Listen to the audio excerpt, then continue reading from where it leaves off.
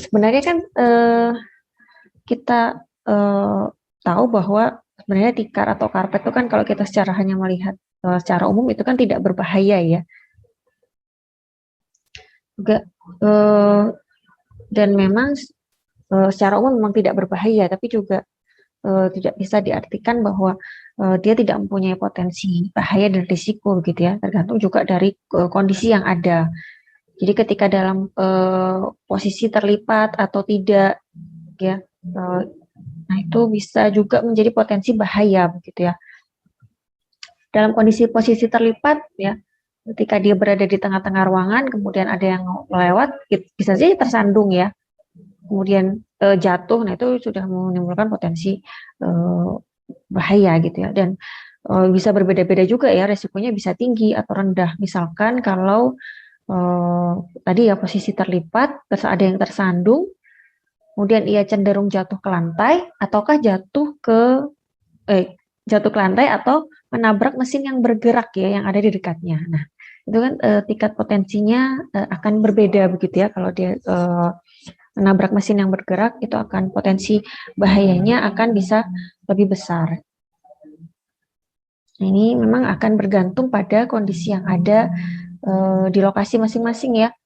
Sehingga itu juga yang membuat kita harus cermat untuk melihat kondisi yang ada, memetakan semua potensi bahaya dan risiko yang mungkin.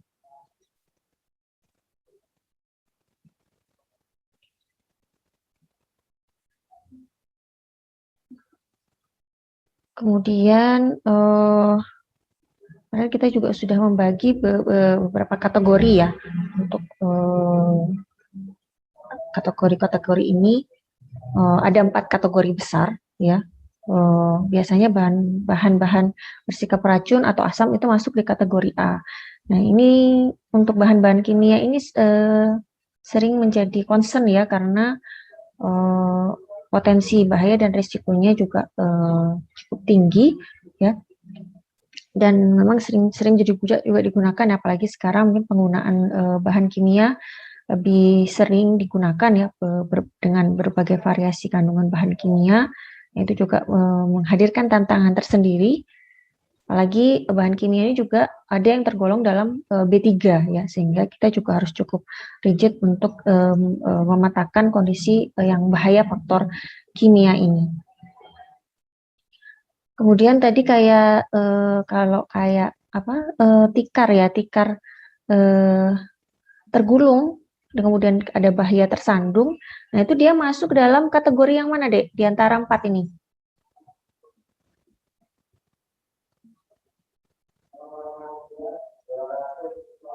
Kategori C, Bu. Kategori C yang mana, Dek?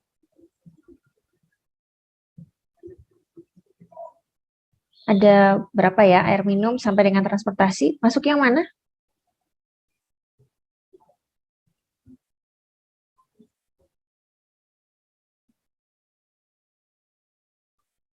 Yang lain ada yang bisa menjawab? Kalau dari saya kategori A, Bu. Karena itu kan masuknya kayak ada di cara bekerja dan bahaya faktor ergonomis. Posisi karpetnya salah, Bu. Ergonomi itu apa, Dek? Ergonomi itu kalau nggak salah yang berhubungan dengan posisi gitu nggak, Bu? Iya, jadi bagaimana biasanya terkait antara alat kerja dengan pekerjanya ya. Jadi bisa dari posisi, jadi dicontohkan di sini kan posisi bangku kerja ya. Kemudian cara-cara bekerja juga bisa, jadi bagaimana interaksi antara pekerja itu dengan pekerjaannya ya. Nah, itu juga bisa masuk di faktor ergonomi. Nah, kalau yang tikar ini apakah dia bagian dari itu?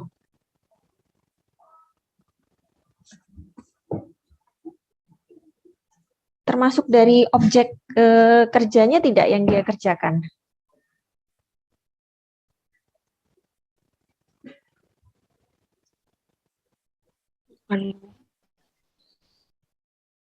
Bagaimana, Dek? Jadi ini ada kondisi, ada tikar begitu ya di tengah-tengah ruangan. di lokasi kerja, kemudian posisinya dalam kondisi terlipat tapi mungkin kurang kehati-hatian sehingga tersandung ya. Nah, potensi bahaya yang ditimbulkan, nah itu masuk kategori yang mana? Kalau ergonomi, apakah tikar tersebut terkait langsung dengan yang dikerjakan atau objek pekerjanya, objek yang dikerjakan ya, objeknya ya.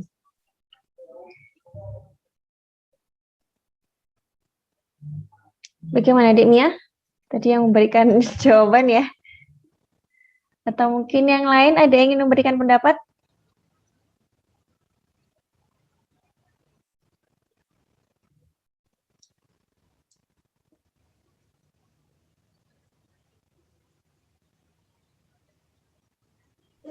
Izin menjawab, Bu. Ya. Menurut saya kategori A juga, tapi bahaya faktor fisik. Bahaya faktor fisik. Dari mana, Dek? Iya. Karena itu apa? Karpet yang terlipat dan Ibu. Jadi menyebabkan jatuh dan sebagainya. Seperti itu. Mungkin jatuh. Iya. Iya. Mungkin nanti kita belum bahas ini juga lebih detail ya. Tentang faktor fisik, apa saja faktornya. Ya. Kalau dari jatuhnya, iya, cuman sebenarnya kalau bahaya faktor fisik ini lebih kepada kondisi di iklim kerja, kondisi di pekerjaan yang tidak mendukung. Jadi misalkan kondisi penerangan yang kurang, dan itu biasa masuk ke bahaya faktor fisik gitu ya, atau karena kondisi bekerja di area yang terkait dengan ketinggian sehingga ada potensi jatuh. Nah, itu juga masuk bahaya faktor fisik. Terkait juga sebenarnya di sini ya, karena kita lihat ada jatuh di sini. Cuman kalau misalkan kita melihat yang lain lagi, bagaimana dengan housekeeping? Housekeeping itu apa, Dek?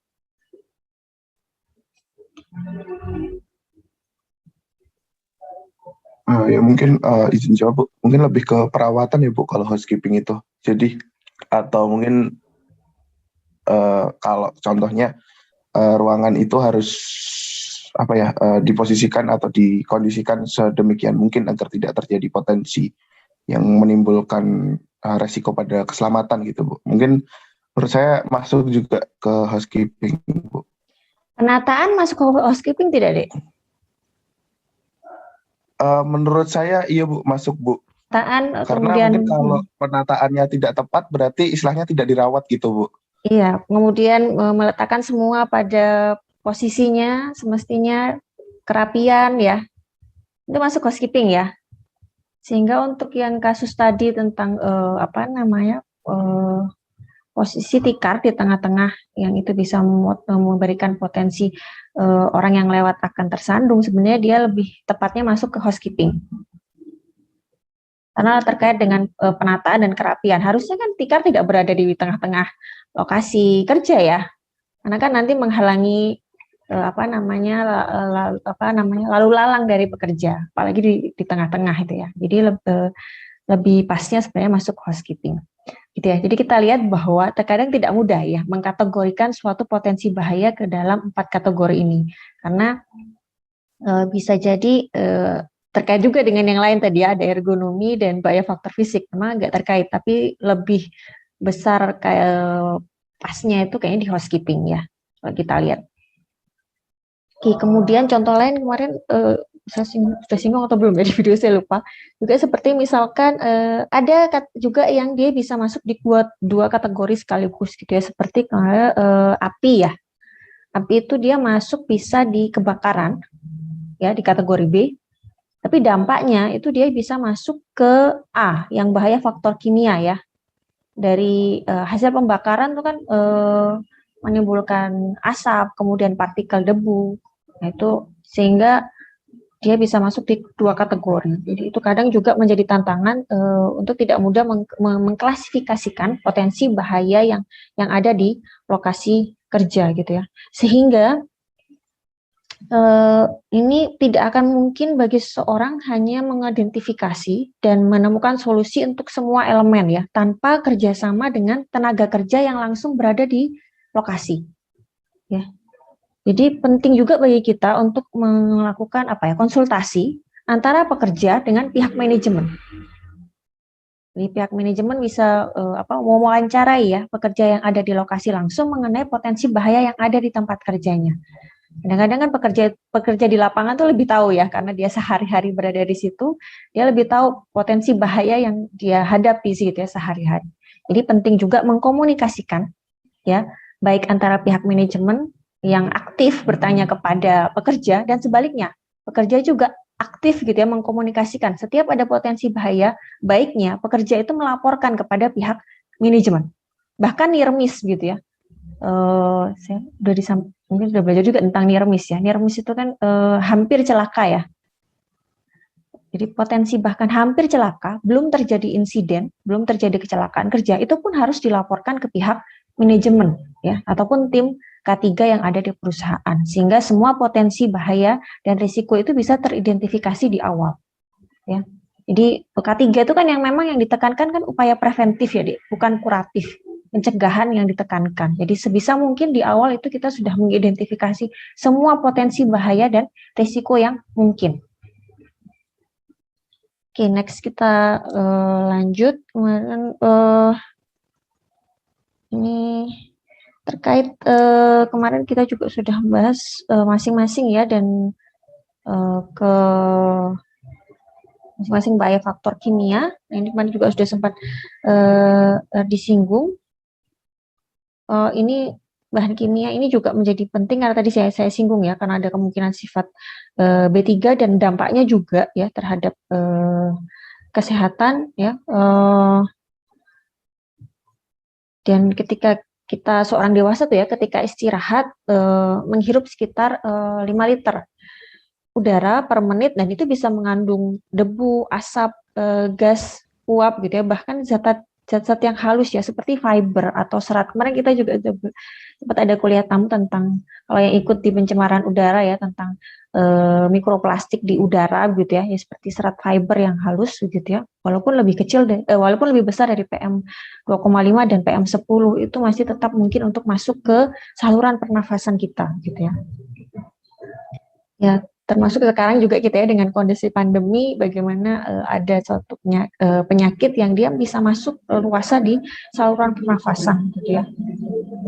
Nah, kemarin juga yang sifatnya fiber atau serat itu sesungguhnya juga bisa langsung melukai paru-paru ya. Lainnya bisa diserap dalam aliran darah, mengalir ke bagian lain dari tubuh gitu ya.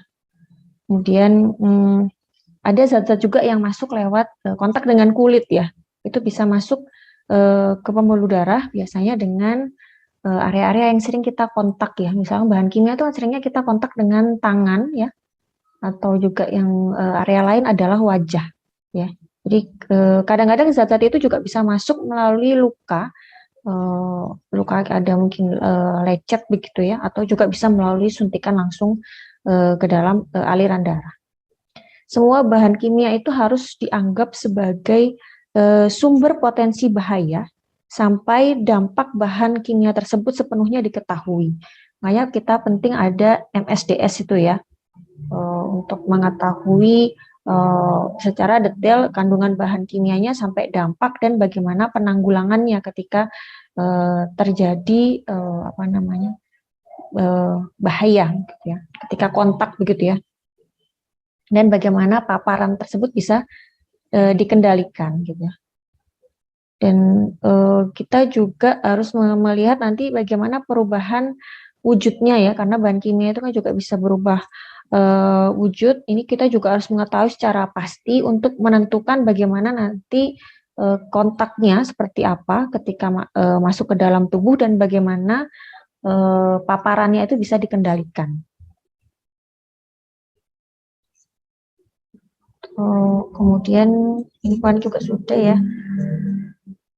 Ini terkait sedikit B3, saya kira lebih banyak nanti pembahasannya di mata kuliah B3 ya. Ini juga terkait bahwa kita juga belajar di B3 pentingnya pemberian simbol dan label ya. Oke, kemudian nah ini adalah ada suatu sistem harmonisasi global apa namanya untuk bisa mempunyai bahasa komunikasi yang sama yang dimengerti oleh tidak hanya di satu wilayah atau satu negara ya, tapi juga lintas batas secara global. Ada PBB telah mengembangkan sistem harmonisasi global ya, Globally Harmonized System tentang klasifikasi dan pelabelan bahaya bahan kimia. Nanti ini juga yang di kita juga ada update ya tentang label bahan kimia yang terbaru itu di PP 22 tahun 2021. Ya. Jadi idealnya memang mengadopsi rambu yang sama ya, apalagi ketika ada transportasi lintas batas antar negara sehingga mempunyai pemahaman akan apa namanya komunikasi bahaya yang sama. Ya, ini di apa namanya sudah didengungkan dan dihimbau untuk juga mempunyai bahasa simbol yang sama begitu ya.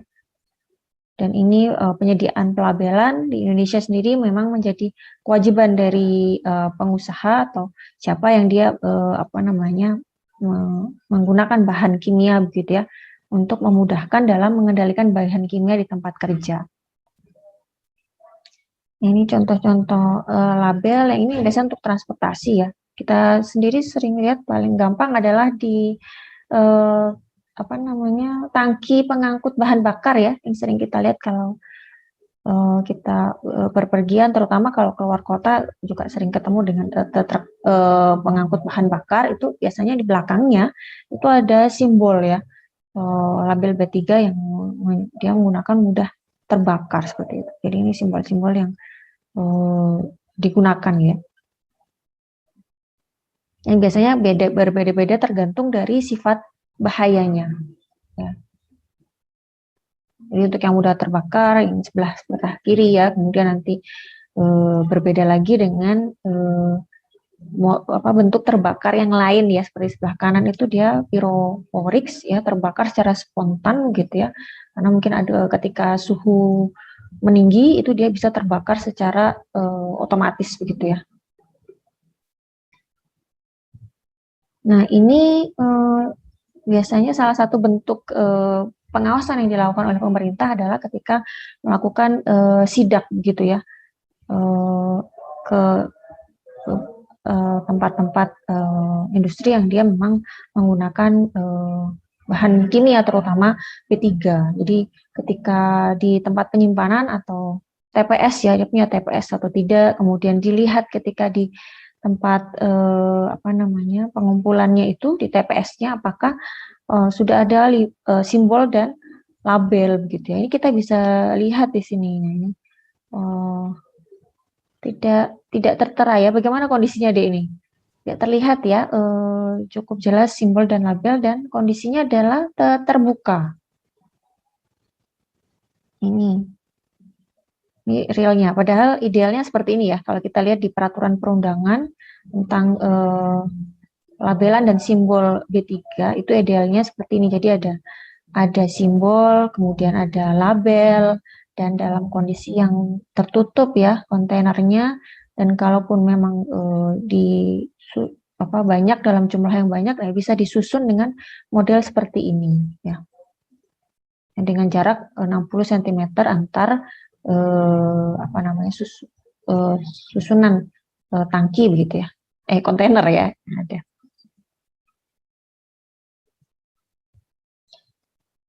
Nah, yang juga menjadi penting adalah ketika dia berpindah tempat. Jadi setiap dia berpindah tempat, itu tetap harus ada simbol dan label yang menyertai. Jadi kalau misalkan dia ditaruh di toples kaca, ya ada simbol dan label gitu ya. Dimasukkan ke dalam kardus, di luarnya, di luar bagian kardus itu juga harus ada begitu ya. Nanti kalau menggunakan kontainer yang lebih besar, nah ini juga harus ada simbol dan label. Ini kan simbol, ini label ya di sini ya. Itu juga nanti kalau misalkan diangkut ini ya, Jadi kalau secara teoritis idealnya dia di depan ada ya, ini di sini. Kemudian di tengah dan di belakang. Kalau kita yang sering lihat di lapangan sih lebih sering di belakang dan di depan ya, yang ada simbolnya. Nah, jadi itu ya. Jadi setiap berpindah wadah atau di mana dia ditempatkan, nah itu diberikan juga label dan simbol. Nah, ini dampak dari limbah B3 ya. Jadi ketika tidak dikendalikan gitu ya, dilokalisir, akan memberikan dampak. Ini tumpahan minyak ya di pantai ya, pesisir pantai, betapa repot untuk membersihkannya ya ketika dalam kondisi seperti ini, dan dampaknya terhadap biota di sekitarnya gitu ya. Dan ini adalah buangan dari lumpur IPAL dari industri tekstil ya. Jadi lumpur IPAL itu juga bisa bersifat B3 ya, terutama ketika misalkan dalam aktivitasnya dia menggunakan bahan-bahan kimia yang dia tergolong B3 ya. Jadi biasanya kalau penggunaan bahan kimia lagi kandungan B3, biasanya hasil samping yang dihasilkan juga bisa bersifat B3 ya. Ini kan biasanya menggunakan industri tekstil, dia menggunakan pewarna ya. Ini hasilnya ketika tumpuk kita melihat, nah ini juga bisa berdampak terhadap lingkungan ya, terutama di tanah yang dimana dia ditumpuk. Dan ini juga sama ya, tumpahan minyak di pantai begitu ya, seperti ini tumpahannya. Kemudian ini di biasanya di daerah pertambangan ya, di setelah makanya juga penting bagi kita untuk melakukan konservasi lahan tambang ketika sudah bahan tambangnya itu kan habis. Tetap harus ada upaya penanggulangan ya setelah aktivitas itu selesai.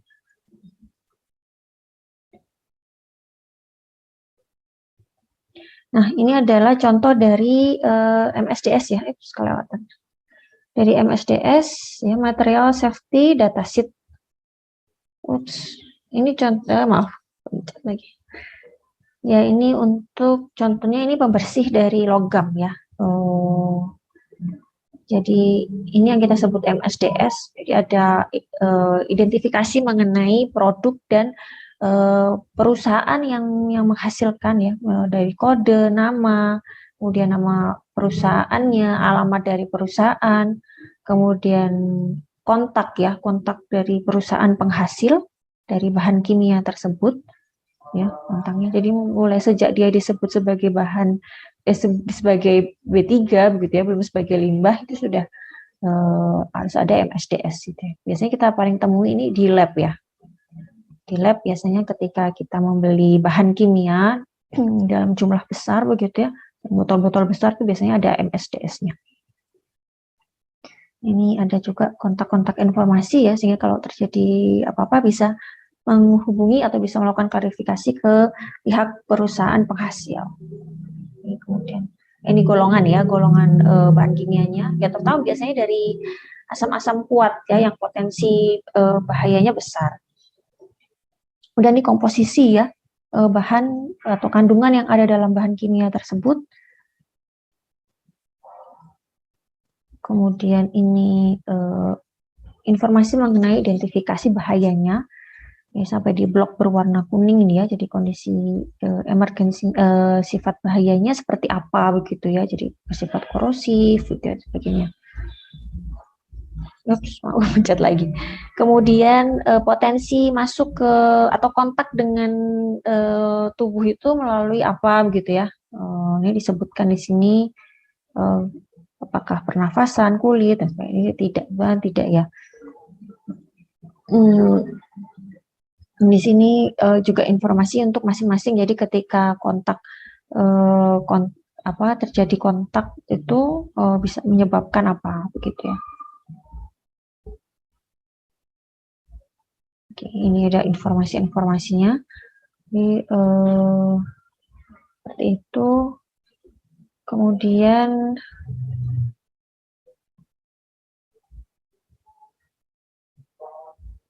biasanya, oh ini ada keterangannya di sebelah. Jadi biasanya paling enggak dia berisi mengenai ini ya, sifat fisik kimia dari bahan bahaya tersebut, jenis bahaya yang bisa ditimbulkan tadi ya di sini, dan kemudian biasanya juga ada cara penanganan dan tindakan khusus ketika terjadi apa namanya potensi bahaya tersebut ya, ketika kondisi darurat apa yang harus dilakukan itu juga diinformasikan di dalam MSDS.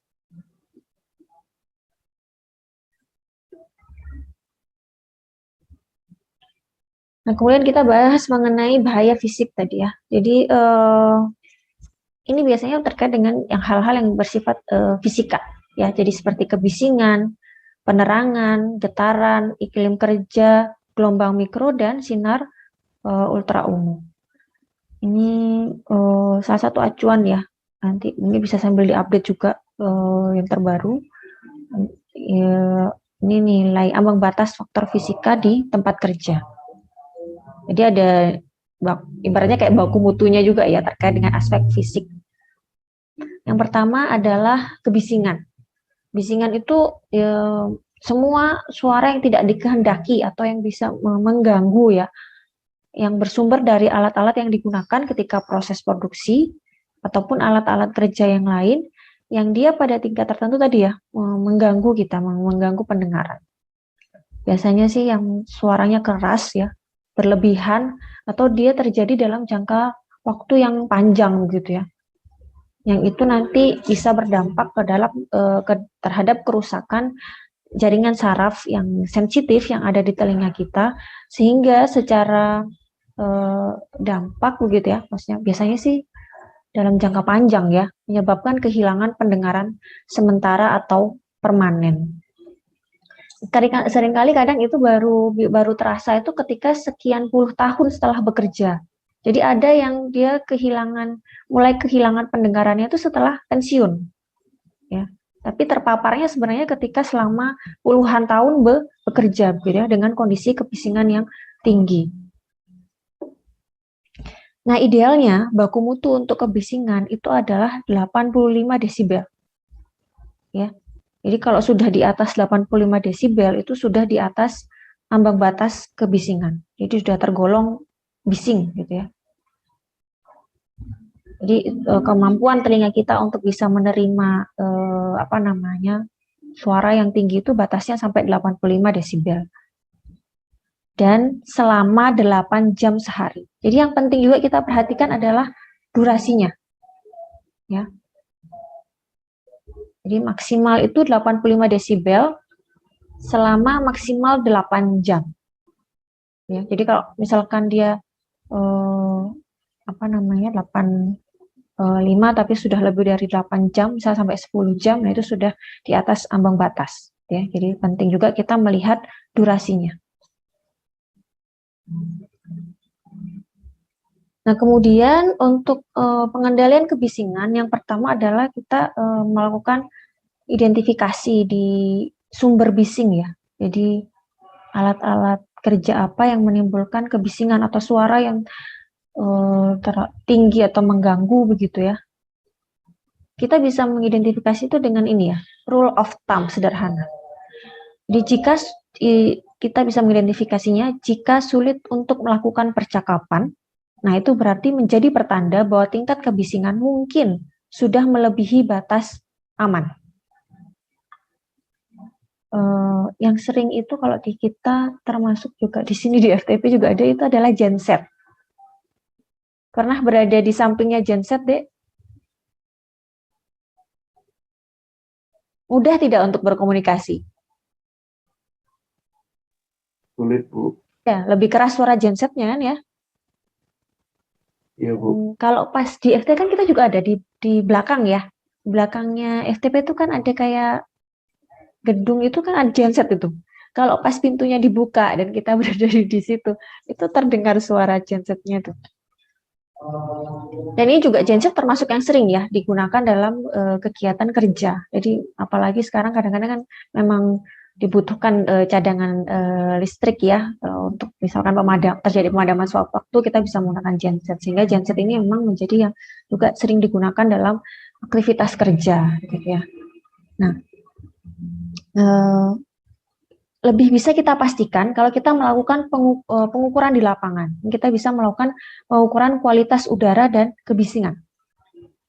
Jadi ketika kita melakukan pengukuran kualitas udara, salah satu parameter yang juga diukur itu biasanya juga adalah tingkat kebisingan. Nah, ketika hasil pengukuran sampling itu untuk kebisingan melebihi 85 desibel, nah itu sudah pasti bisa kita katakan bahwa itu sudah berada di atas ambang batas aman untuk pendengaran gitu ya. Itu sudah dikatakan bising. Lebih pastinya dengan pengujian sampling ya, tapi dengan rule of thumb ini juga bisa menjadi indikasi awal bahwa itu sudah ada bising gitu ya. Dan kita harus melakukan juga selain mengidentifikasi sumber, juga kita mengidentifikasi mekanisme kontrol. Jadi apa yang sudah dilakukan oleh pihak manajemen perusahaan dalam mereduksi kebisingannya. Misalkan kalau kita di FTP kan diberikan ruangan yang tertutup ya. Jadi kalau pintunya ditutup memang tidak terdengar, tidak terganggu suara gensetnya itu tidak sampai keluar. Itu salah satu bentuk mekanisme kontrol existing yang sudah dilakukan. Nah itu kita data gitu ibaratnya ya, apa yang sudah dilakukan. Nah kemudian kita melakukan evaluasi. Apakah dengan mekanisme kontrol yang ada itu sudah mampu meredam sumber bising itu sampai pada tingkat aman. Kemudian cara lain juga adalah kita bisa melakukan sidak ya, inspeksi di tempat kerja secara random, secara acak jadi sewaktu-waktu begitu ya, untuk bisa mengidentifikasi mungkin ada sumber-sumber bising yang lain yang tidak teridentifikasi ya, atau juga kita bisa melihat secara real gitu ya, mekanisme kontrol yang sudah dilakukan itu bekerja optimal atau tidak untuk mereduksi bising.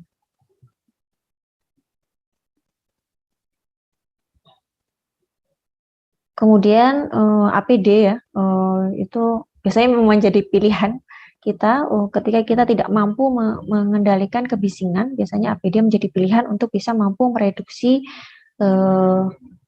tingkat bising yang ditimbulkan ya. Jadi seperti penutup telinga yaitu earplug dan earmuff. Ini APD juga sudah dibahas ya Dek sebelumnya. Jadi saya tidak sampaikan, tapi tahu ya bedanya earplug dan earmuff, apa bedanya?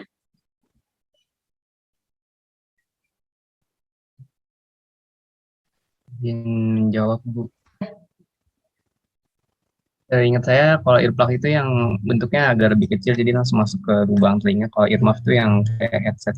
Iya betul. Bedanya dalam dia mereduksi bising apa Dek? Pasti yang lebih bisa mereduksi yang earplug Bu. Yang earplug apa yang earmuff? Earplug. Berapa reduksi yang bisa dilakukan? Oh, itu saya lupa. Yang lain bagaimana? Apa benar earplug yang lebih bisa mereduksi bising daripada earmuff?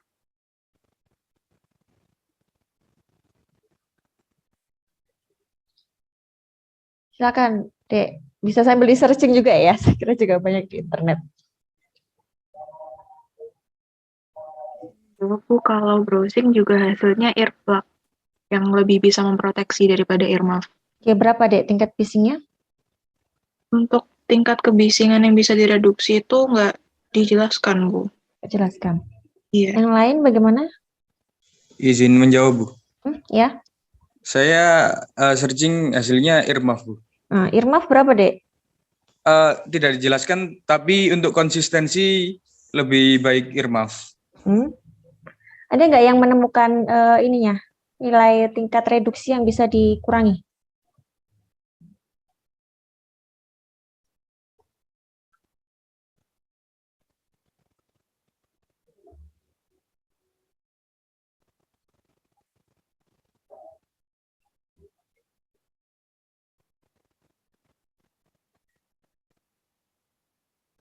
Ini saya menemukan yang baru. Kalau earplug sama earmuff itu dua-duanya sebenarnya bisa setara dalam sound reduction, tapi earplugs itu lebih bagus untuk frekuensi yang lebih rendah, sedangkan earmuff itu lebih bagus untuk frekuensi yang lebih tinggi. Tapi dua-duanya itu bisa mereduce noise sebesar 15-30 dB. Berarti yang lebih besar mana, Dek, reduksinya? Keduanya sama tergantung kualitasnya, Bu. Tergantung Jadi kualitasnya. tergantung frekuensi yang dikehendaki mau direduksi itu, kalau misalkan maunya yang lebih rendah itu lebih bagus menggunakan earplugs, kalau frekuensinya tinggi tuh bagus pakai earmuff gitu, Bu. Iya. Nanti sambil di-searching lagi ya. Mungkin kata kuncinya earplug atau earmuff itu bisa mengurangi berapa desibel. Earplug itu ya tadi ya juga bisa juga memang untuk frekuensi yang lebih rendah dan biasanya juga untuk tingkat kebisingan yang lebih rendah ya. Ini nanti sambil di searching juga ya. Saya mendapatkan tuh kalau earplug itu bisa sampai 30 desibel ya. Kemudian kalau yang earmuff itu lebih besar, dia bisa sampai 40 desibel. Ya, jadi kalau yang masih rendah-rendah, misalkan hanya mungkin 5 sampai 10 desibel di atas 85, kita bisa pakai yang earplug. Dan biasanya memang yang lebih sering dibagikan, ada mungkin pernah yang berkunjung ke pabrik deh, itu biasanya earplug ya.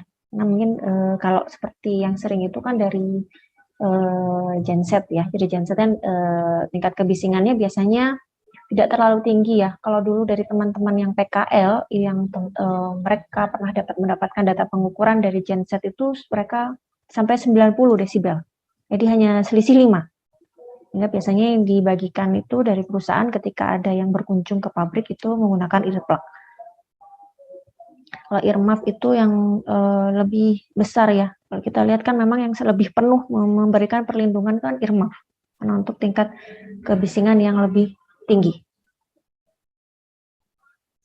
Itu ya bedanya, sehingga kita juga penting juga mengetahui perbedaan APD. Jadi kapan misalkan earplug itu digunakan untuk tingkat kebisingan yang bagaimana dan earmuff itu untuk tingkat kebisingan yang bagaimana.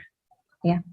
Jadi APD itu earplug dan earmuff itu memang harus disediakan dan dipakai oleh pekerja, termasuk juga tamu ya yang berkunjung di lokasi, di mana di sana tingkat kebisingannya itu memang tidak dapat dikurangi.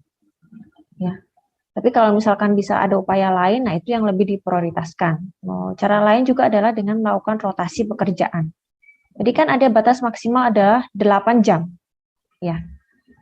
Jadi ketika sudah ya bisa dibatasi ya, kita buat shift gitu ya antar pekerja bahwa maksimal hanya bekerja selama 8 jam dengan paparan maksimal kebisingan itu 85 desibel. Jadi ketika sudah selesai 8 jam harus ganti pekerja yang lain, seperti itu.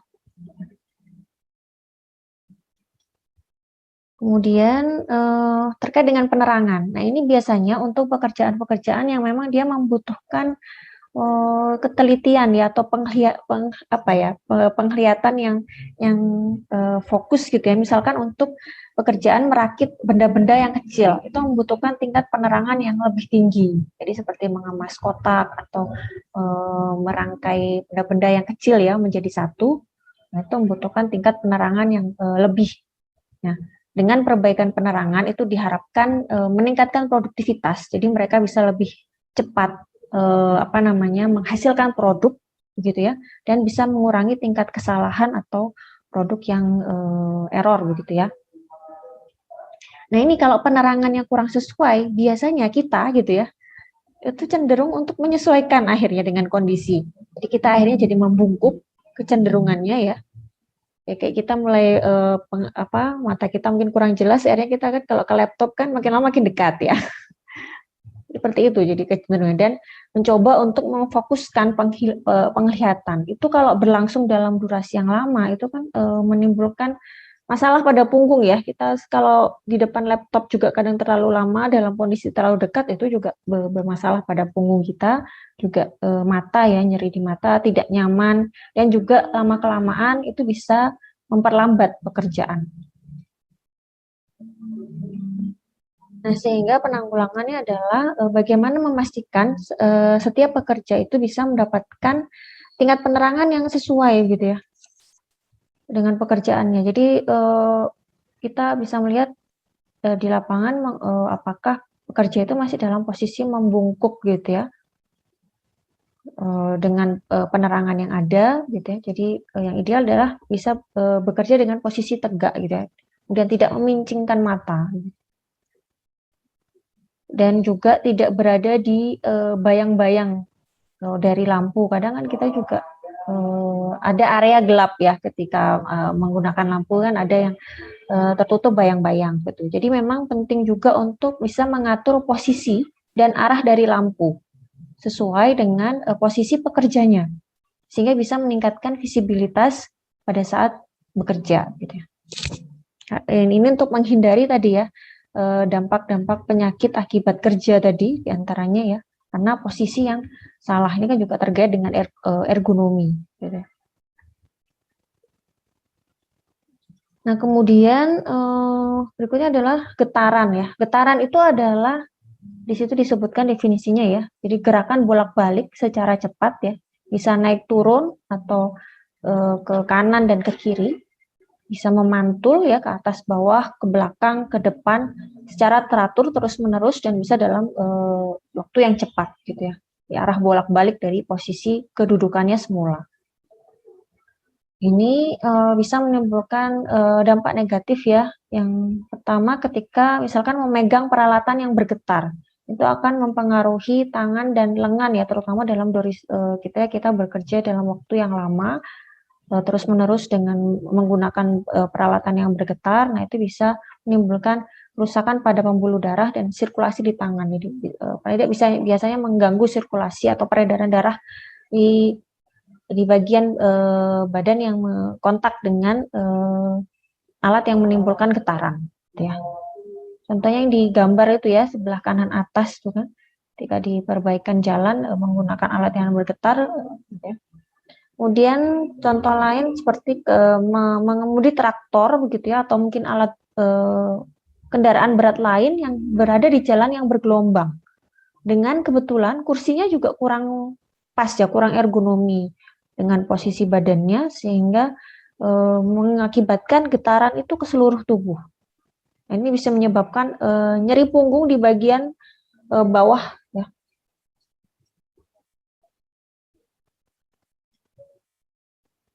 Nah, getaran itu juga tidak hanya dirasakan oleh orang yang kontak langsung ya dengan alat tersebut atau pada kondisi yang memang menimbulkan getaran.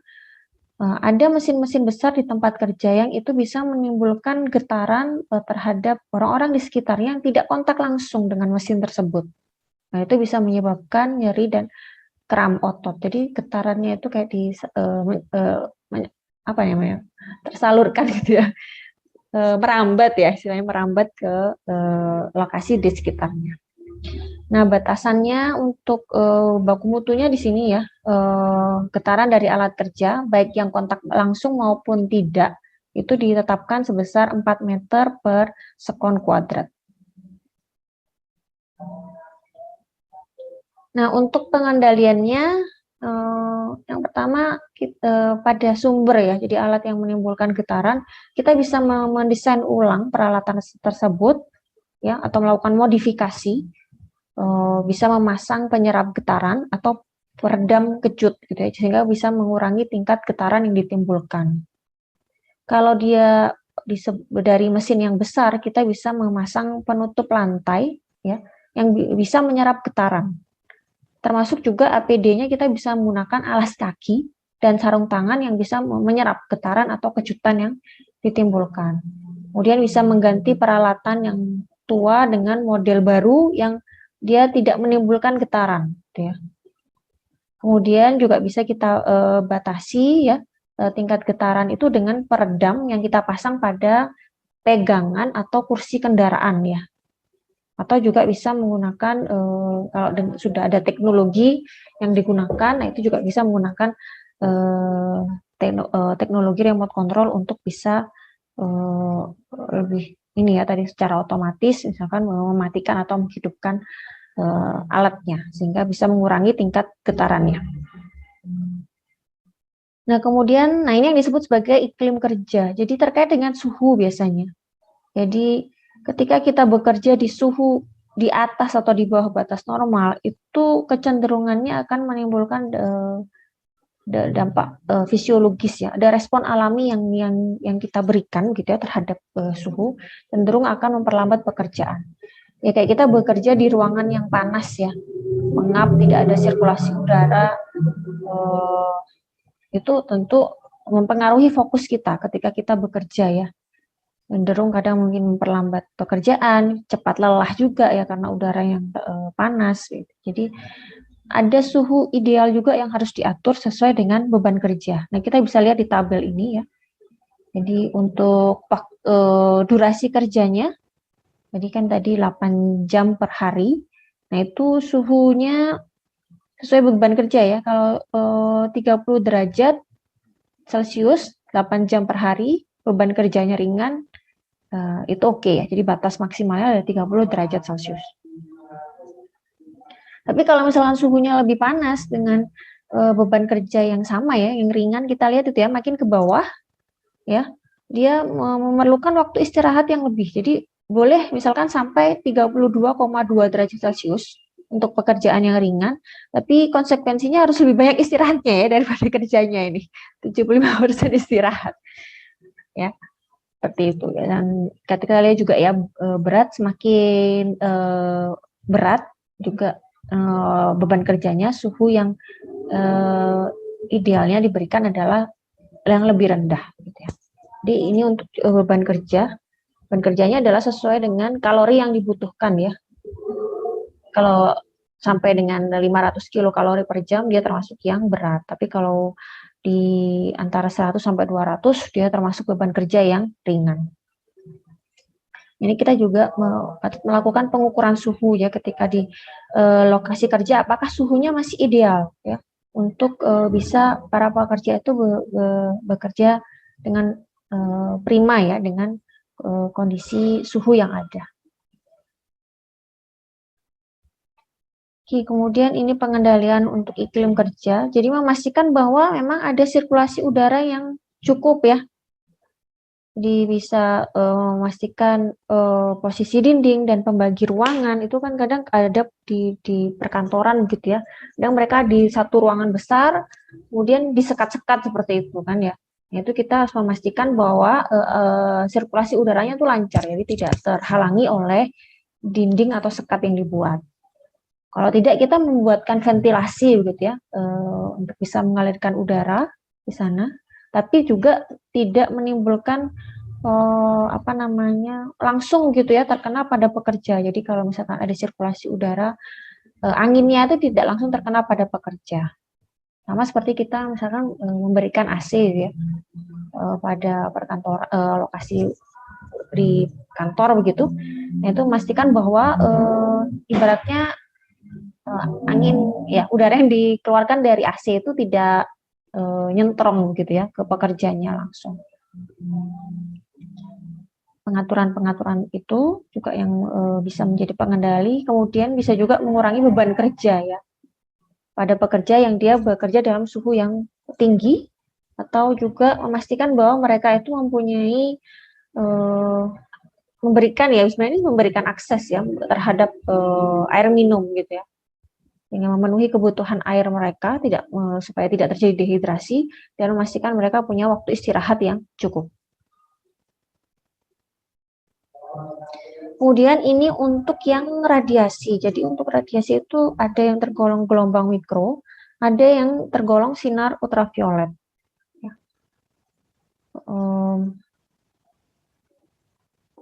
Untuk yang gelombang mikro ini yang juga sehari-hari ada di sekitar kita ya, seperti radio, televisi, telepon, ya HP yang kita gunakan itu ya termasuk dalam gelombang mikro. Frekuensinya nih ya 30 kHz sampai 300 GHz dengan panjang gelombang sekian ya, 1 mm sampai 300 cm.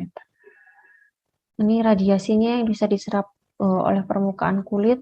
Ini dampak kemungkinan ya, walaupun tidak selalu sih, cuman ini kemungkinan buruk terburuk yang bisa terjadi, terbakar dan bisa menembus jaringan dalam.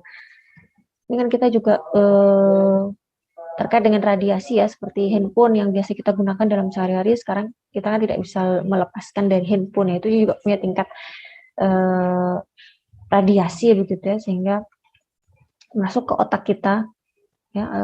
Kita juga ini memperhatikan terutama anak kecil ya, yang mungkin masih jaringan apa namanya, penyusunnya itu kan masih lembut biasanya, jadi memang biasanya terutama untuk anak-anak yang masih jaringannya belum penyusun apa namanya, organnya masih belum kuat, apa namanya, setebal orang dewasa begitu ya. Kemudian yang kedua adalah sinar ultra ungu, ini juga dari matahari ya, dari sinar matahari, listrik, ataupun laboratorium yang dia menggunakan lampu UV ya. Ini panjang gelombangnya 1 sampai 40 nanometer. Nah, ini juga kita harus hati-hati karena dampaknya terhadap kulit dan mata. Nah, ini kalau kita lihat perbedaannya ya antara gelombang mikro dengan yang sinar ultraviolet dan yang lebih lagi seperti sinar X dan sinar gamma ya. Jadi ini kalau yang ke gelombang mikro dia semakin panjang ya gelombangnya. Sinar gamma paling pendek gelombangnya.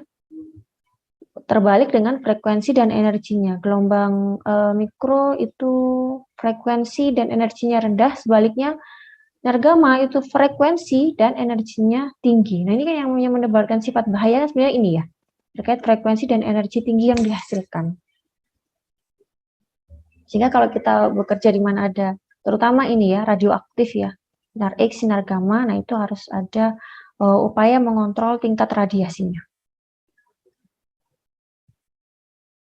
Oke, untuk pengendalian radiasi ini yang tidak mengion ya, jadi yang tadi itu tergolong yang radiasi tidak mengion, memastikan kita melakukan melokalisir begitu ya sumber radiasi, jadi berada di tempat yang tertutup, tidak semua bisa mengakses begitu ya, hanya orang-orang tertentu.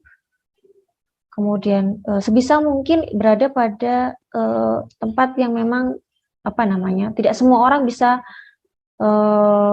kontak begitu ya, dalam artian jarang dilewati orang, jadi sebisa mungkin kita menghindari atau pada jarak yang sejauh mungkin dari sumber radiasi. Jadi sumber radiasi ini bisa ditempatkan pada lokasi yang jarang didatangi para pekerja begitu ya, jadinya yang berkepentingan saja.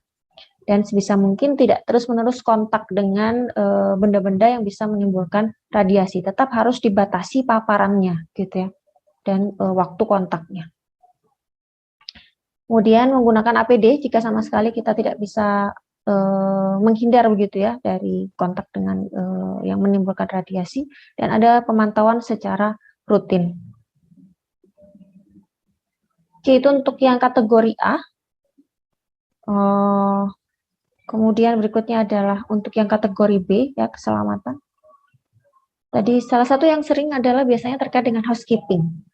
Yang saya tidak menjelaskan semua karena cukup banyak ya, A, B, C, D. Yang saya lebih banyak paparkan yang di kategori A dan B yang lebih sering kita temui kondisinya di lapangan, dan lebih banyak memang kita karena berada tataran teknis, jadi memang di kategori A dan B itu lebih pada tataran teknis ya, aspek teknisnya.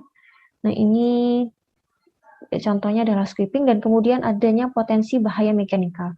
Skipping itu tadi ya bisa terkait dengan penataan dari alat dan benda yang digunakan dalam pekerjaan, ya, tidak mengembalikan misalkan alat kerja ke tempat semula, itu juga termasuk housekeeping ya.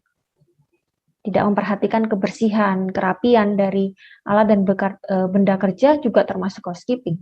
Tidak melakukan perawatan secara periodik, ya, itu juga termasuk housekeeping gitu ya. Dan juga ada potensi bahaya mekanikal. Misalkan contohnya biasanya seringkali adalah tidak adanya pelindung pada mesin. Ya. Nah, ini contohnya kondisi AC rusak gitu ya, sehingga tempat kerja itu sangat panas. Ini kan secara kategori A, dia masuk kategori A untuk yang iklim kerja ya. Nah ini karena kondisi yang sangat panas, ya, matinya AC, pekerja yang kebetulan bekerja di tangga, yang naik tangga saat itu, menghapus keringat dari matanya, gitu ya, dan tidak sengaja menjatuhkan bor yang dipakainya ketika itu. Nah di dekat dia bekerja di tangga itu ada mesin pengolahan, jadi bornya itu tidak sengaja jatuh ke mesin pengolahan. Nah mungkin secara apa sih namanya deh, spontan ya, pekerja tersebut itu berusaha untuk mendapatkan lagi alat bornya yang terjatuh. Ya, dia berusaha meraih dengan tangannya, karena tidak adanya pelindung pada mesin tersebut, lengan bajunya itu tertarik ke dalam mesin ketika dia berusaha meraih alat bornya, dan tangannya terjebak di antara rol. Ya. Nah ini kan awal mulanya kan sebenarnya ini ya, kondisi iklim kerja yang tidak kondusif, sehingga pekerja cenderung menjadi tidak fokus ketika bekerja, ya. Dan tadi ya, karena menjadi mudah berkeringat. Gitu. Tapi seringkali kadang yang kita potret kan yang di akhir ya. Oh ini bisa terpotret, oh ini kelalaian dari pekerjaannya ini. Kenapa dia sampai tidak hati-hati sampai bornya jatuh begitu ya. Terus dia langsung masukkan tangannya begitu. Kadang yang kita lihat itu di akhir.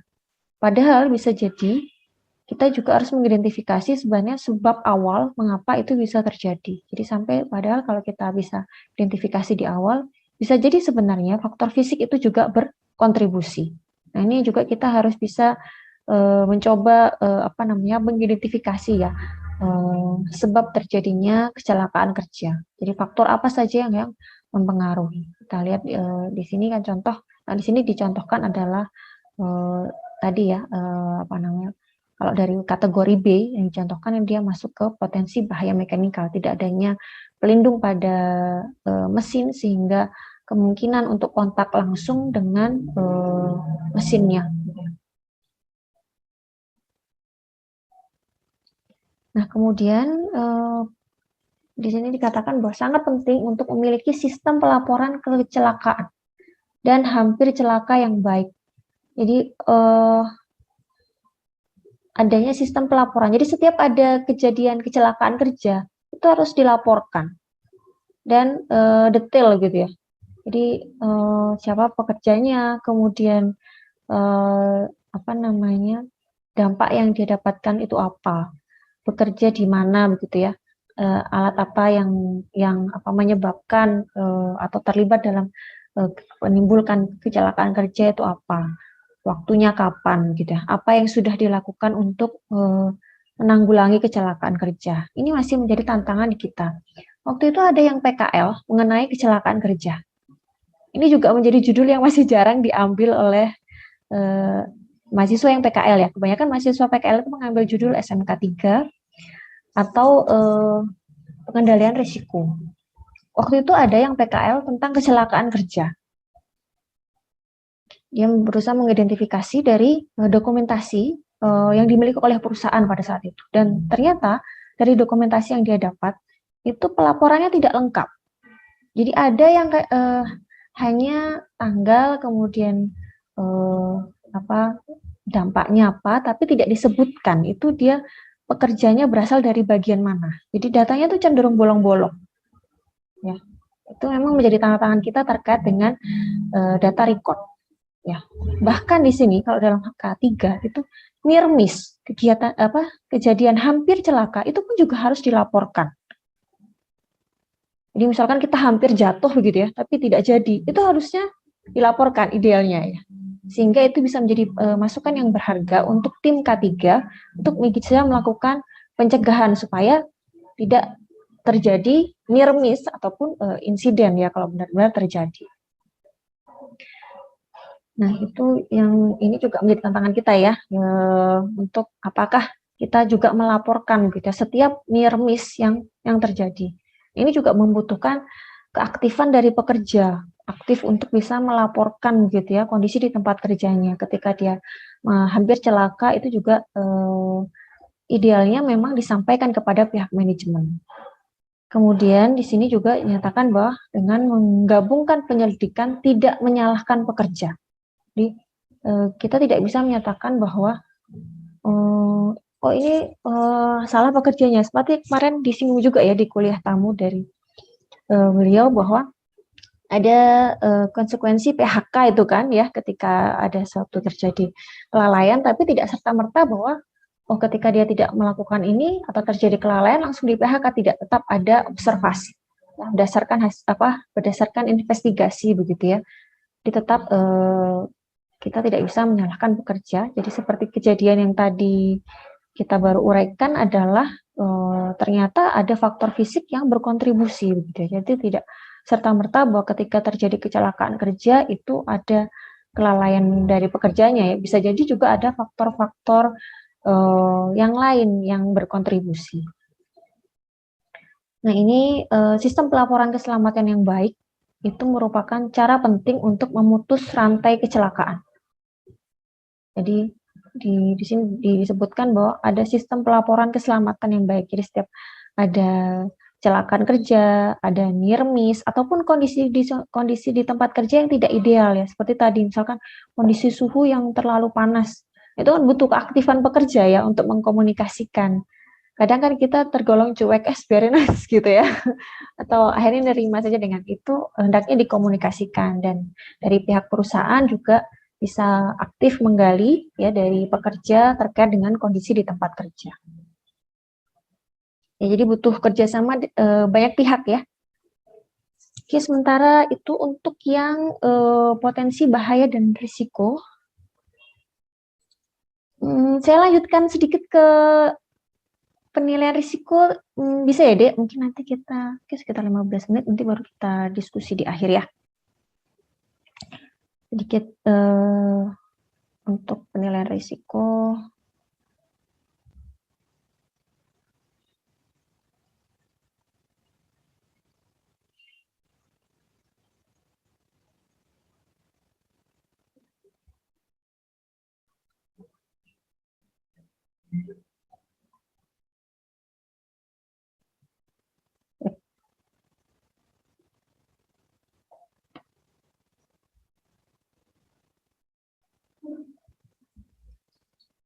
Ntar saya slideshow, sudah terlihat ya untuk penilaian risiko K3. Oke, langkah awal gitu ya ketika kita tadi adalah mengidentifikasi potensi bahaya dan risiko. Jadi kalau dalam SMK 3 yang sudah juga disampaikan oleh saya sampai lupa nama bapaknya ya di kuliah tamu kemarin, itu kan beliau membahas SMK 3 dan contoh penerapannya ya. Jadi untuk SMK 3 itu tahapan yang pertama adalah melakukan identifikasi potensi bahaya dan risiko. Setelah melakukan identifikasi potensi bahaya dan risiko, selanjutnya kita melakukan penilaian. Penilaian terhadap potensi bahaya dan risiko yang sudah kita identifikasi. Kemarin juga sudah disinggung mengenai HIRA ya. HIRA itu Hazard Identification and Risk Analysis. Nah, risk assessment ya. Jadi identifikasi potensi bahaya dan risiko, kemudian penilaiannya. Nah, ini kita melakukan identifikasi kemarin tadi ya terkait dengan dia termasuk dalam golongan yang mana begitu. Apakah bahaya kimia ya? Paling ini kita lihat ini sifat-sifat dari B3 ya, terutama B3 ya yang menjadi concern kita karena sifat bahayanya. Kemudian bisa juga dari mesin atau peralatan ya. Ini tadi adanya alat yang bergerak begitu ya. Kayak tadi misalkan kita tersandung atau misalkan tadi tidak sengaja menjatuhkan bor masuk ke dalam alat yang bergerak, nah itu yang menjadi perhatian. Alat yang tajam gitu ya. Kemudian ini tadi kondisi dari masuk ke dalam kategori A nih ya, terkait debu, bising, faktor fisik. Kemudian juga dari ini kan lingkungan kerja ya, dari lingkungan kerja kita apakah ada bahaya gravitasi misalkan ketika kita bekerja di ketinggian ya. Atau kita bekerja di lokasi yang di sana ada disusun rak-rak yang meninggi gitu ya. Jadi kemungkinan adanya kejatuhan atau jatuh dari tempat yang tinggi. Kemudian tadi bahan sudah bahan kimia ya, termasuk juga bahan biologi, kemungkinan adanya ya mungkin virus atau bakteri yang infeksius gitu ya. Atau binatang, tanaman yang bersifat misalkan patogen seperti itu. Kemudian dari radiasi ya, bahaya radiasi tadi kita juga sudah membahas terkait dengan faktor fisik. Kemudian juga dari aktivitas kerjanya ya, dari kondisi ini kan masuk pelecehan kekerasan psikis ya, masuk ke kategori D, ya. Atau mungkin kekurangan skill dan pengetahuan dari pekerjanya atau terkait dengan ergonomi atau mekanikal ya. Jadi kegiatan yang dia mengangkat, menurunkan, kegiatan yang berulang-ulang, jadi atau posisi yang statis yang terjadi dalam durasi waktu yang lama, atau dari desain alat kerja yang digunakan ya, kursi kerja yang digunakan, ya, ini kan terkait dengan ergonomi. Nah itu juga kita identifikasi. Nah ini kalau kita buat dalam tabel ya, bahaya dan risiko. Contohnya di sini misalkan yang pertama roller yang tidak diberi guard ya, pengaman pada printing press, printing ya.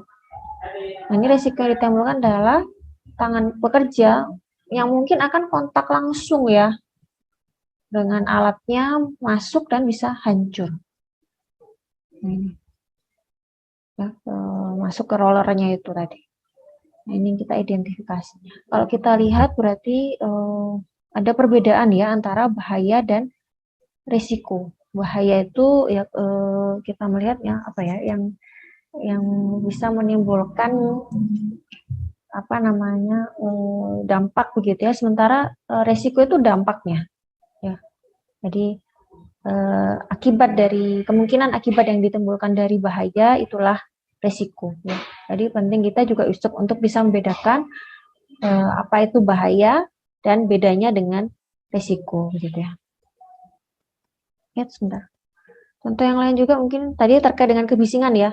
Nah, tingkat kebisingan di atas ini sampai 120 ya, di atas 120 desibel dari alat kerja jackhammer ya.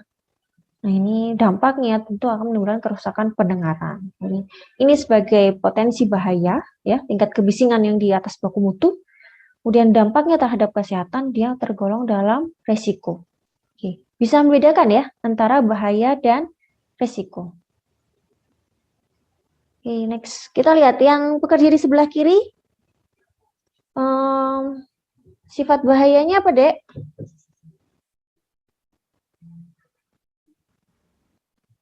Bisa tertimbun tanah, Bu.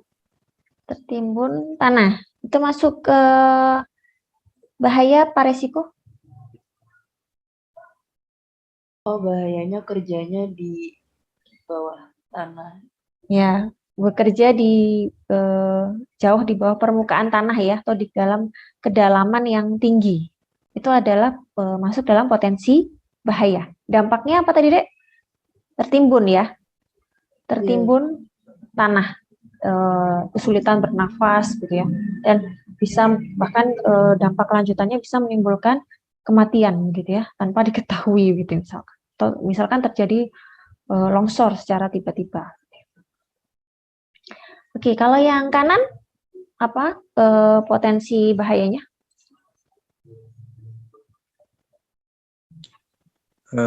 Izin menjawab, Bu. Ya. Potensi bahayanya tersetrum itu. Tersetrum itu gimana, Dek? Dampak apa potensi bahaya? Oh, itu dampaknya. Ya, dampaknya tersetrum berarti potensi bahayanya karena bekerja di ketinggian terus itu berhubungan dengan listrik lalu dibawanya dengan air. Oke, bagus. Yep. Jadi potensi bahaya itu yang kondisi ada di tempat kerja ya. Jadi kan karena dia bekerja di ketinggian, kemudian menggunakan alat listrik, ini kan bor listrik yang digunakan ya. kemudian berada di atas air atau di kolam begitu ya. Jadi kemudian risikonya adalah bisa tersetrum ya, terutama ketika kontak dengan air, terjatuh gitu ya, seperti itu. Dan dampak lanjutannya lain-lain ya, itu termasuk dalam risiko. Ya, bisa membedakan ya antara bahaya dan risiko. Nah, untuk penilaiannya, formulanya adalah TR adalah tingkat risiko, yaitu frekuensi dikalikan dengan akibat. Jadi frekuensi itu banyaknya kejadian ya, seberapa sering terjadi, dan dikalikan dengan dampaknya, seberapa besar dampak yang ditimbulkan. Nah ini, kalau ini berdasarkan apa namanya, IA-nya itu Australian ya, ini NZ ini New Zealand. Jadi standar yang digunakan, ini yang juga menjadi rujukan ya. Walaupun juga ada literatur lain yang menggunakan apa namanya rujukan skor yang berbeda ya. Nanti juga bisa di searching contoh yang lain. Tapi yang umum digunakan adalah yang ini. Jadi ini frekuensinya ya. Jadi dibagi dalam skala 1 sampai dengan 5. Akibatnya juga demikian di dalam skala 1 sampai dengan 5 ya. Nah, ini nanti diklasifikasikan berdasarkan skor yang didapat begitu ya. Jadi untuk yang ini yang tinggi itu 9 sampai 25. Jadi yang merah ini adalah termasuk yang high risk ya. Jadi karena akibat dan frekuensinya jadi sering terjadi dan dampaknya juga besar ya. Dan yang rendah, paling rendah adalah 1 sampai dengan 3 ya, hijau. Frekuensi relatif lebih rendah, akibatnya juga kecil. Sehingga nanti kita klasifikasikan hasil penilaian risikonya, oh dia termasuk high risk, ataukah dia termasuk yang low risk, gitu ya. Ini nanti memudahkan kita untuk melakukan prioritas. Yang high risk tentu harus menjadi prioritas untuk segera ditangani, atau juga ini menjadi perhatian dari pihak manajemen, pimpinan tertinggi ya. Mungkin bahkan sampai ke CEO dari perusahaan. Tapi kalau misalkan yang low risk tidak apa namanya bisa dikatakan relatif bisa dikendalikan ya. Hanya mungkin memerlukan pemantauan seperti itu misalnya. Dia akan membedakan prioritas dan tingkat pengendaliannya. Nah, ini dari literatur yang lain ya. Jadi ada juga yang mengklasifikasikannya seperti ini skalanya. Frekuensinya sama yang 5, cuman dia menggunakan apa namanya kata-kata begitu ya, sangat sering, sangat jarang, kemudian keparahan juga sangat ringan sampai dengan sangat berat. Cuman di sini kalau kita lihat dia ada 4 tingkatan ya. Kalau yang tadi kan 3 ya. Kalau ini 4. Jadi ada yang rendah, sedang, tinggi, dan ekstrim. Nah ini sekaligus juga ada kondisinya. Kalau rendah mungkin hanya perlu pemberian rambu tambahan begitu ya. Tapi kalau ekstrim, nah ini perlu perhatian dari manajemen atas atau manajemen tertinggi di perusahaan. Dia akan membedakan apa namanya respon pengendaliannya ya.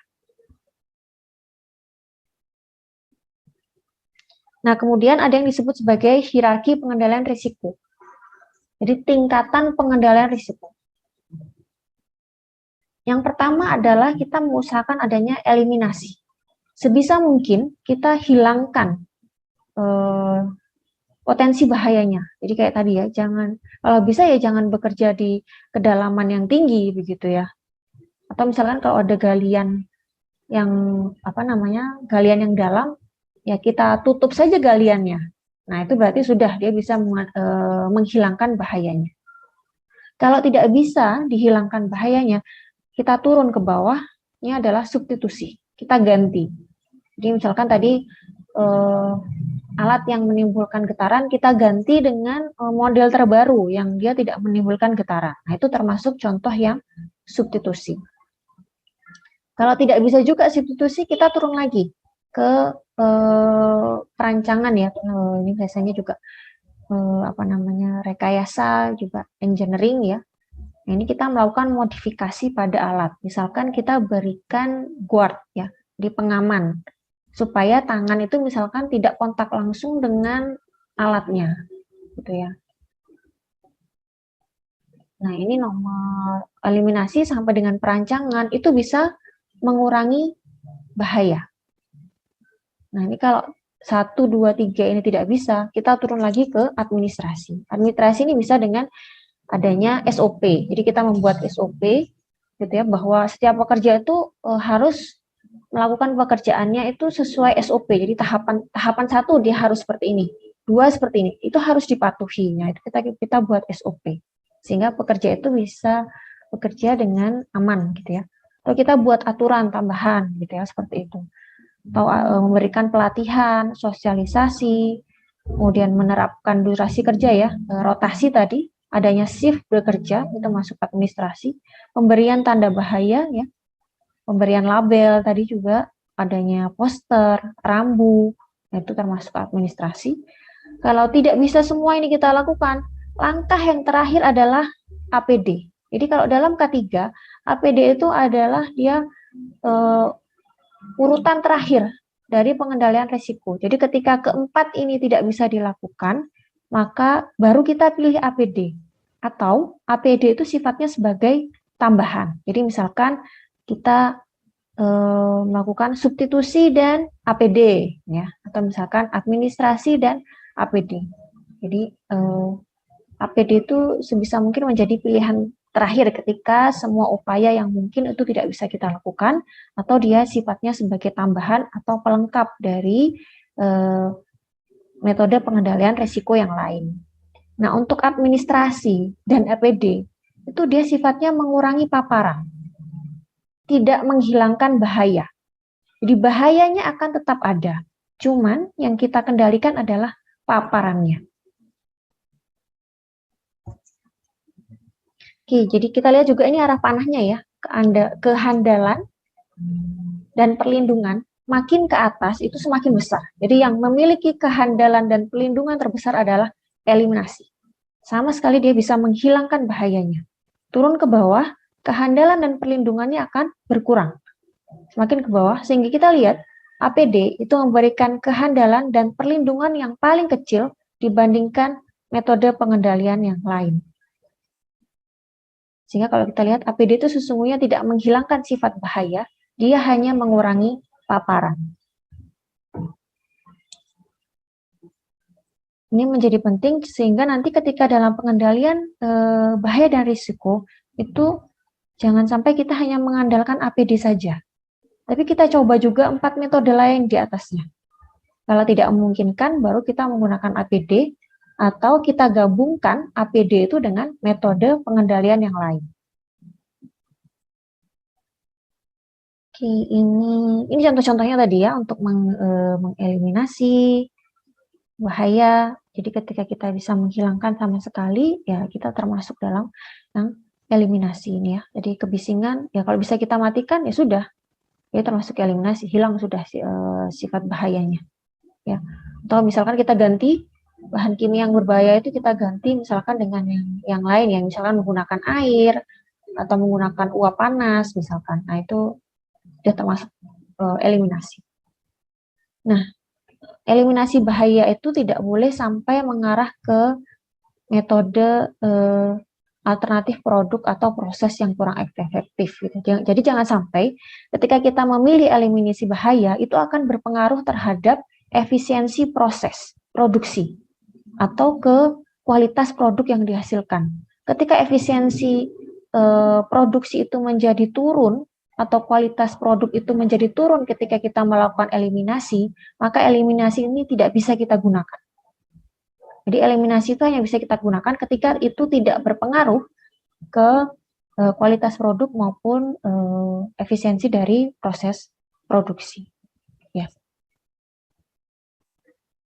Mungkin sementara itu dulu ya, Dek. Nanti kita lanjutkan di pertemuan berikutnya.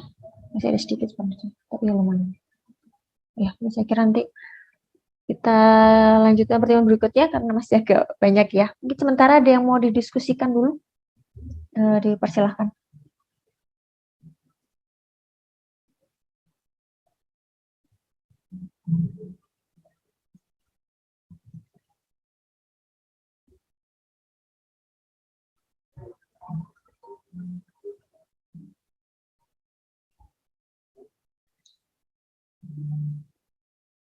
Oke, bagaimana bisa dipahami sampai di sini atau mungkin saya terlalu cepat ya? Kalau misalkan terlalu cepat atau ada yang kurang jelas, silahkan bisa ditanyakan ya.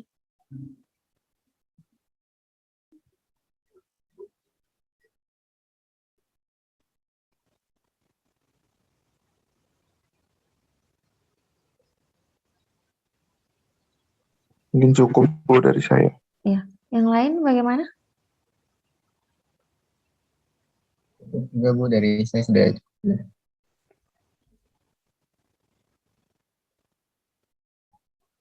Oke.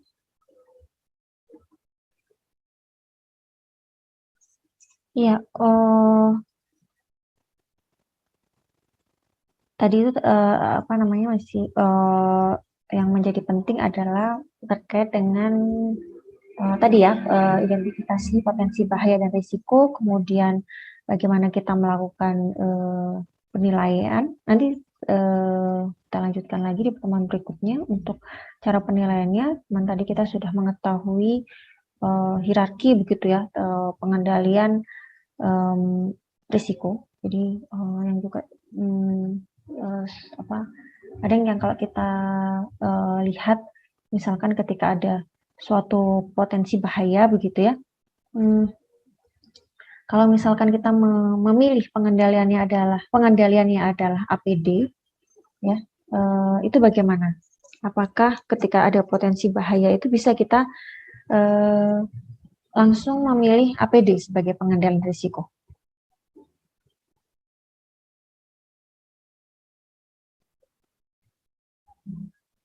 Bagaimana, Dek? Ini kadang ada yang tanya, saya jadi tanya ya.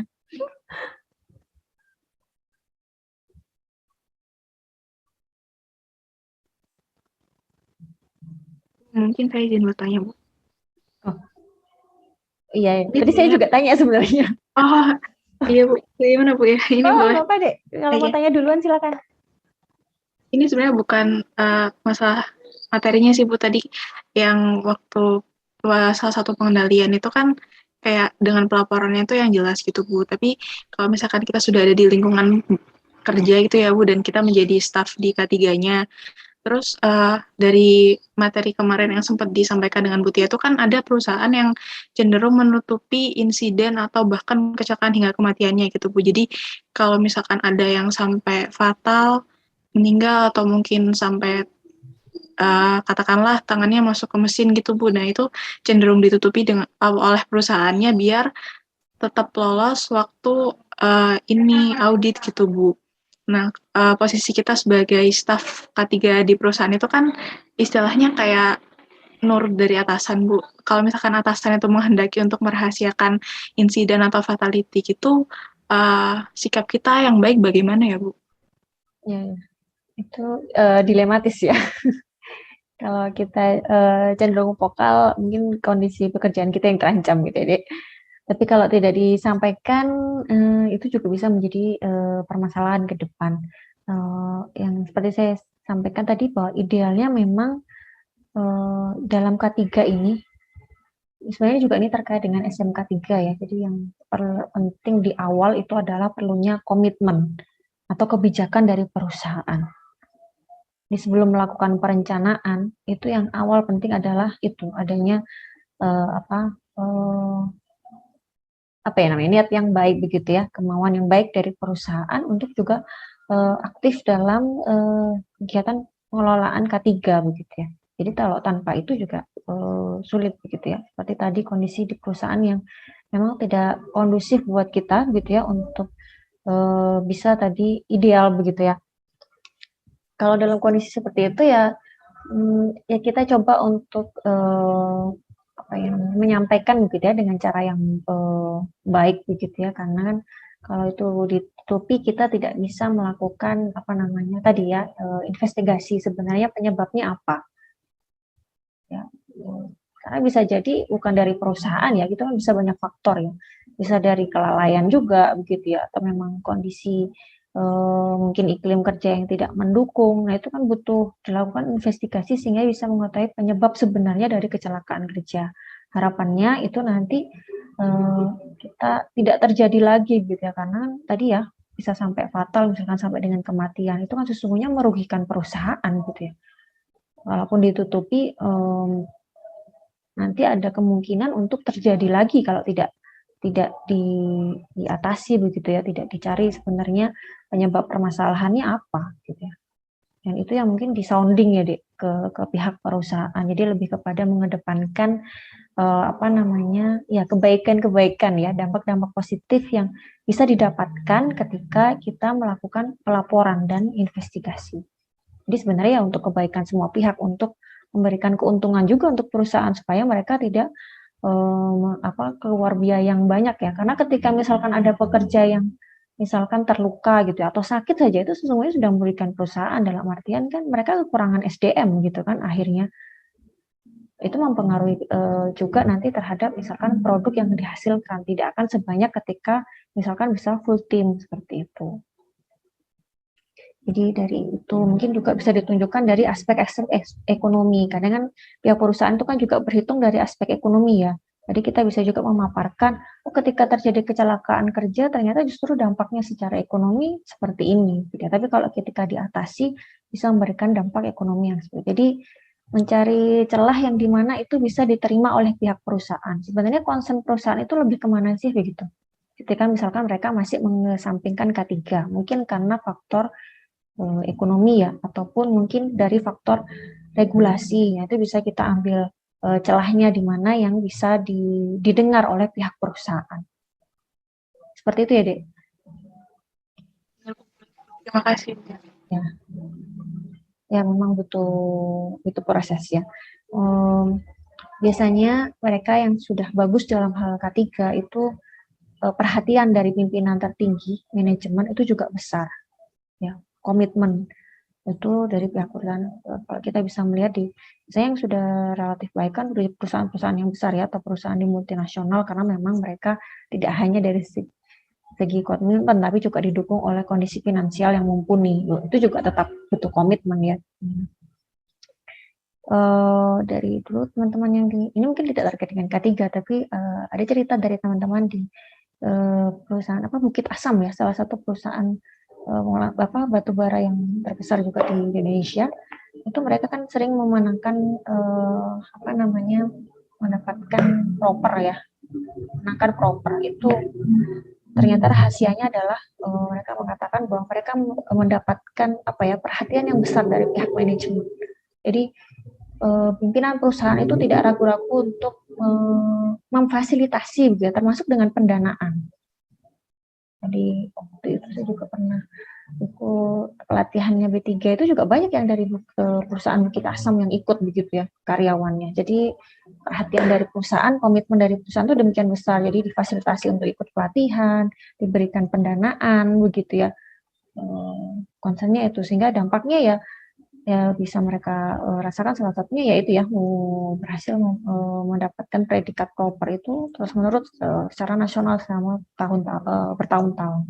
Itu juga mungkin ya dampak-dampak positif itu bisa kita soundingkan ke perusahaan untuk bisa melihat bahwa sebenarnya ada banyak sisi positif yang bisa didapatkan dari pelaporan dan investigasi. Ya itu ya Dek. Yang lain mungkin ada yang mau ditanyakan?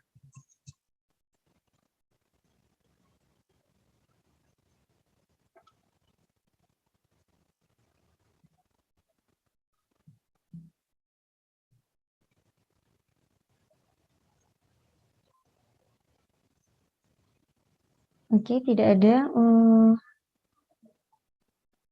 Kita lanjutkan di pertemuan berikutnya ya. Tadi yang saya tanyakan, sekalian kita bahas di pertemuan berikutnya karena waktunya juga tinggal 5 menit lagi. Oke, semoga bisa menjawab dan memberikan pemahaman ya. Nanti kita bisa diskusi lebih lanjut, sharing. Kalau ada yang masih ditanyakan bisa disampaikan di GCR. Oke, sampai di sini dulu. Terima kasih untuk atensinya ya. Semoga bermanfaat. Selamat siang dan wassalamualaikum warahmatullahi wabarakatuh. Waalaikumsalam. Warahmatullahi wabarakatuh. Terima kasih, Bu. Warahmatullahi wabarakatuh. Terima kasih banyak Bu.